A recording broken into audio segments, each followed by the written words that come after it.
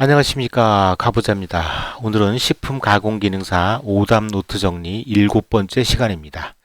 오늘 풀을 문제는 기출문제 2005년 4월 달에 출제된 문제가 되겠습니다. 자, 오늘도 44개를 맞았습니다. 안정적으로 합격은 하는데 오늘은 좀 유난히 그 보기들이 상당히 좀 헷갈렸어요. 그리고 좀 문제를 잘못 봐서 틀린 게 한 2개 정도 되고 문제는 좀 잘 봐야 될 것 같습니다. 시작하겠습니다. 첫 번째, 지질 정량을 할 때 사용된 추출기 명칭은 자꾸 나오죠? 속실렛 추출기, 속실렛 추출기, 지질 정량, 속실렛 꼭 외워두시기 바랍니다. 오늘도 어김없이 맞은 거 틀린 거 관계없이 중요하다고 생각되는 것들은 전부 다 말씀드리겠습니다. 자, 칼슘의 흡수를 촉진시키는 비타민의 전구물질은, 이건 문제를 잘못 봐서 틀렸어. 칼슘의 흡수를 저해하는이라고 봐갖고 하여튼 그렇습니다. 칼슘 흡수를 촉진시키는 비타민 전구 물질은 에르고스테롤이랍니다. 이건 그대로 외워두셔야 됩니다. 다음, 유지의 자동 산화를 방지하는 방법으로 가장 적당한 것은, 요 문제는 처음 보는 문제입니다. 유지의 자동 산화를 방지하는 방법으로 가장 적당한 것은 토코페롤 첨가입니다. 토코페롤 첨가. 저는 요거를 끓인다 이렇게 해가지고 틀렸는데 이게 토코페롤 첨가랍니다. 다음, 우유 단백질의 주성분. 우유 단백질의 주성분은 카제인이죠. 카제인. 이 카제인의 소화 요소는 레닌입니다. 레닌. 문제가 바로 따라 나왔어요. 자, 그 다음에 감미 물질인 것은 자일리톨. 이걸 틀렸어. 말도 안 되게. 이게 감미 물질이 아닌 것으로는 또 봤어. 엉뚱하게. 잘 봐야 됩니다. 감미 물질인 것은 자일리톨. 몇 가지가 있죠. 그죠? 자일리톨 이외에. 다음, 소화 효소와 기질과의 관계가 바르게 연결된 것은 레닌, 카제인. 레닌, 카제인입니다. 레닌, 카제인. 요거 소화 효소와의 기질과의 관계 굉장히 여러 가지가 있습니다. 요거 다 외워두시기 바랍니다. 다음, 식품 관계자가 화농성 질환이나 후두염에 걸린 후 만든 음식을 먹고 식중독이 되었다면 원인 독소는 무엇이냐라는 문제입니다. 요것도 처음 보는 문제입니다. 엔테로톡신입니다. 엔테로톡신. 뭔 톡신이 굉장히 많죠. 그래도 이 문제랑 답을 이렇게 눈에 잘 익혀 놓으셔야 됩니다. 일전에도 한번 말씀드렸듯이 이 기출 문제를 풀어본다는 거는 말이 풀어본다는 거지, 사실은 기출 문제는 푸는 게 아닙니다. 그냥 외우는 겁니다. 외우는 거. 반드시 문제랑 답을 눈에 딱 익혀두시기 바랍니다. 엔테로톡신. 다음, 흰색 결정 혹은 결정성 분말로 맛과 냄새가 거의 없으며 치즈, 버터, 마가린 등에 사용하는 보존료는 무엇이냐? 이게 데히드로초산이라고 하는 게 있답니다. 데히드로초산. 이 문제도 처음 보는 문제입니다. 데히드로초산. 그 치즈, 버터, 마가린에 사용하는 보존료는 데히드로초산이다. 데히드로초산. 기타 육가공 육류에 들어가는 거 따로 있고 소르빈산 여러 가지가 있죠. 다 헷갈리지 않게 잘 구분해서 외워두시기 바랍니다. 다음, 시민기구의 조절 순서. 이 문제도 처음 봤습니다. 시민기구. 시민이 뭘 하는지 잘 적을 거야. 아마 이렇게 캔 뚜껑 딱 씌우는 그 시민기구의 조절 순서가 척 위치를 결정을 하고, 그 다음에 리프터를 조절을 해서 그 위치를 조절하는 거죠. 그 다음에 제1시민로를 조절을 하고, 다음에 제2시민로를 조절한답니다. 난 처음 보는 문제에서 이 문제 자체를 그냥 풀어보지도 않고 넘어가 버렸는데, 실제로 작업 현장에 있다 보면 이게 시밍할 때 이거 다시 생각해보면 그냥 답이 나와요. 당연하죠. 그죠?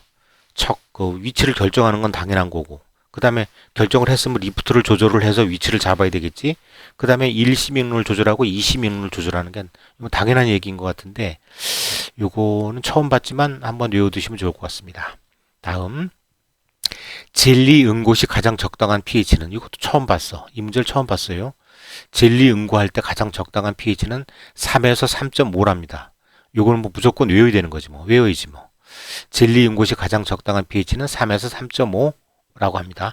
pH 3에서 3.5를 얘기하는 겁니다. 다음, 증발기에서 용액이 끓는 점은 증발 효율에 큰 영향을 미친다. 다음 중 용액의 끓는 점에 영향을 받지 않는 것은 용액의 응축수가 답이랍니다. 이 문제도 처음 봤어. 이번 회차에서는 처음 보는 문제가 상당히 많더라고요. 증발기에서 용액이 끓는 점은 증발 효율에 큰 영향을 미친다. 근데 영향을 받지 않는 것은 용액의 응축수. 용액 속에 있는 이 응축수는 영향을 받지 않는답니다. 공부할 때 언뜻 이 말을 본 것 같기는 해요.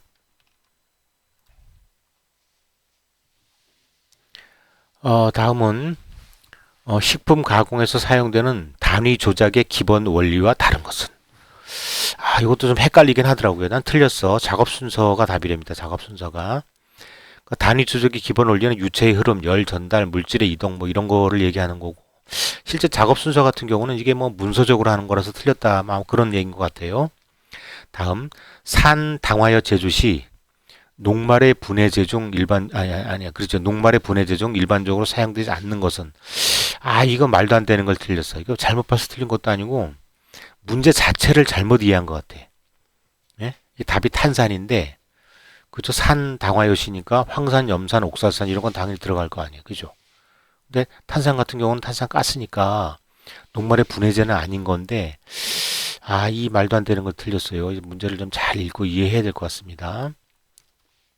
다음은 소프트 마가린과 하드 마가린의 물리적 성질의 차이가 생기도록 하는 주요한 요인은? 저는 이걸 수분이라고 그랬는데 이게 불포화 지방산이 답이랍니다. 불포화 지방산. 이거 꼭 외워두시기 바랍니다. 딱 느낌이 안 좋아. 꼭 올해 시험에 나올 것 같은 느낌이 딱 들어요. 그러니까 소프트 마가린, 하드 마가린, 이 물리적인 성질의 차이는 불포화 지방산의 차이랍니다. 불포화 지방산의 차이. 다음, 토마토 통조림 제조 시 완숙한 토마토는 연화해서 육질이 허물어지기 쉽다. 이것을 방지하기 위해 첨가하는 물질은 염화칼슘이 됩니다. 염화칼슘. 이것도 처음 봤어, 문제를. 토마토 통조림 어쩌고 그러면 염화칼슘입니다. 염화칼슘. 요거 눈에 꼭 익혀 놓으세요. 다음, 연제품의 탄력 보강제로서 부적당한 것은? 이것도 보기랑 좀 헷갈려 틀렸는데 소르빈산. 소르빈산은 육제품 가공에 들어가는 거죠. 보존료로 들어가는 건데, 이거 좀 틀린 것 같아요. 연제품의 탄력 보강제로서 부적당한 것은 소르빈산입니다. 다음에 밑에 있는 것들은 다 맞은 건데, 다시 한번 이제 말씀드리는 게 좋을 것 같아서, 단백질 정량법은 켈달법이죠. 당연히 켈달법. 그다음 체독증의 원인이 되는 기생충은 구충, 십이지장충입니다. 이것도 시험에 한번 나왔었죠. 체독증의 원인은 십이지장충, 구충입니다. 구충.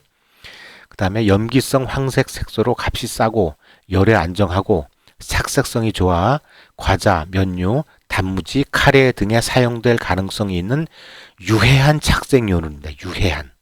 쓰고 있는 착색료가 아니라 유해한 착색료냐. 아우라민입니다. 아우라민. 반드시 외워놓으셔야 됩니다. 유해한 착색료. 아우라민. 그 밀가루 탈색제 있죠? 롱가릿, 그죠? 그거하고는 얘 둘째는 반드시 외워두시기 바랍니다.